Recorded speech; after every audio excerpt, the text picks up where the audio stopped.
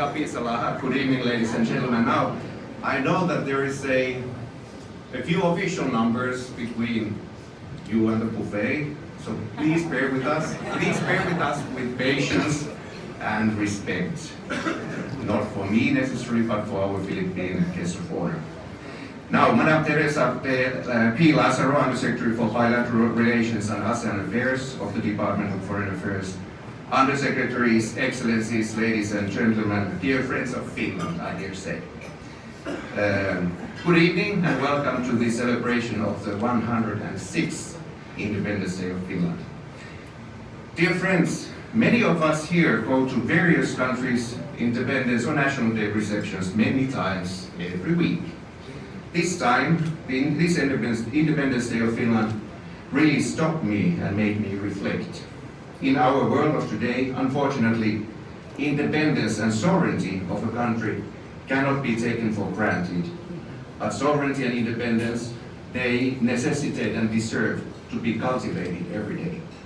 Luckily, most of our societies are not challenged by outright war, but to varying degrees our societies are challenged by increasing divisions, by dis and misinformation, by hybrid attacks, by hate speech.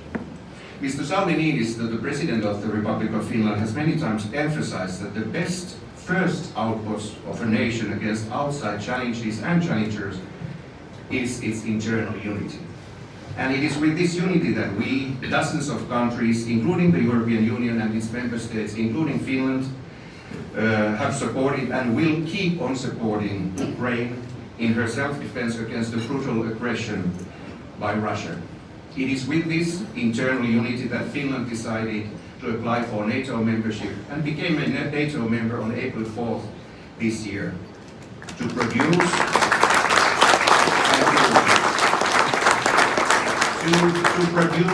not only to consume security. Internal and external unity matters. Ladies and gentlemen, in these challenging times in world politics, some people have said that international cooperation is malfunctioning and diplomacy has failed. Our common system of rule-based international order and multilateral cooperation can be improved, but their current shortcomings should certainly not slow down our collaborative efforts. It is exactly during this kind of times that we need more cooperation, not less. Furthermore, with the rise of artificial intelligence, for example, some have said that we diplomats are not needed any longer. To the contrary, I dare say, because human interaction is needed to solve problems that we humans have created. The late Martti Ahtisaari, former President of the Republic of Finland and Nobel Peace Prize laureate for 2008, has said, and I quote, "Wars and conflicts are not inevitable. They are caused by human beings. If the political will is there, we can solve anything. Peace is a question of will." End of quote. Dear friends of Finland, as you know, Finland was ranked again this year the happiest country in the world. And I get a lot of questions about our happiness in the Philippines. You know, we Finns, we are so humble and down to earth that when we got this top ranking for the first time 6 years ago, we were more or less looking at each other in Finland and saying that this must be a mistake. But it's not. You know, for us Finns, happiness is not necessarily laughing out loud or having fun. For us, happiness is more like being content with one's life.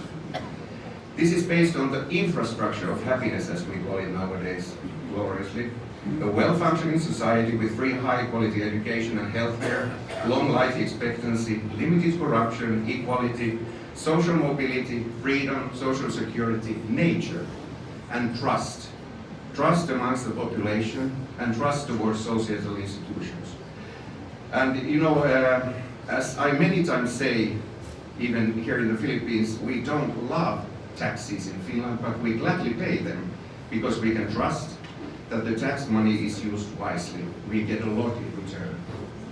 This trust is a kind of a glue in keeping our society together, and this is something very Nordic. And I'm very happy that all the Nordic countries represented here in the Philippines can tell this Nordic story, which I think is a very good story.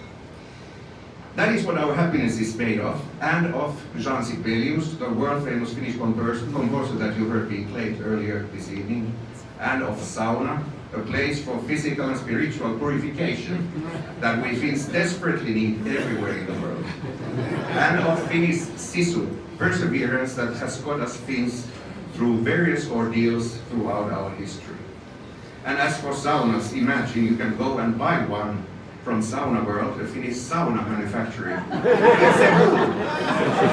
with a yet, visit Finland and experience all of that firsthand. And now that we are approaching Christmas and elves are watching, remember, Santa Claus comes from. Ladies and gentlemen, bear with me. Another year has almost passed, and I would like to naturally thank all of you for the collaboration during 2023. First and foremost, I would like to thank our host country, the Philippines, and all the various social actors in the Philippine society for your cooperation, through which, for example, we have a great Finnish company, River Recycle, cleaning the Pasig River from plastic waste, and an increasing number of Philippine professionals working in Finland.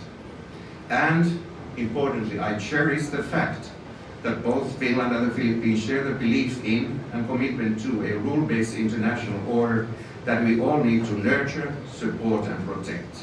A case in point close to us here is naturally our common emphasis on the importance of the observation of international law in the South China Sea. And finally, an extra special happy feature is the fact that the Philippines will be reopening their embassy in Helsinki next year. Thank you, colleagues in the diplomatic corps. Thank you, colleagues at the Finnish Embassy. You know that without you, I wouldn't be able to try to do my work. I thank my family continuously for being on this journey with me. And special thanks go naturally to a group of companies that support our celebration here tonight. Cebu Landmasters Incorporated and the leader of the company, Mr. Jose Franco Soberano, our honorary consul in Cebu. He's here with his wife Alana tonight.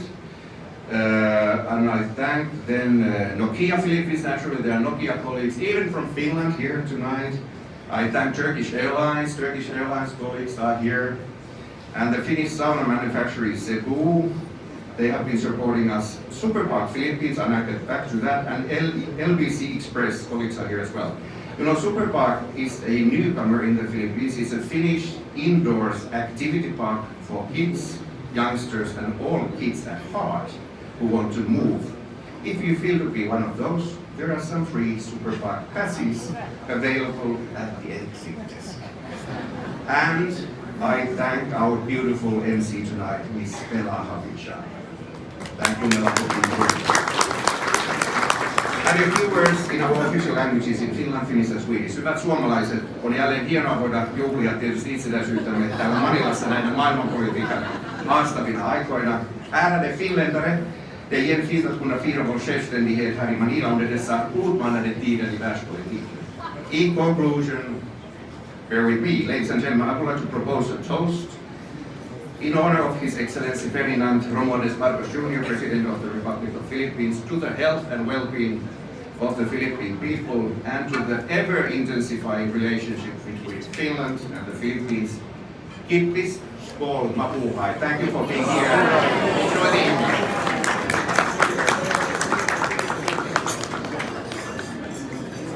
Cheers.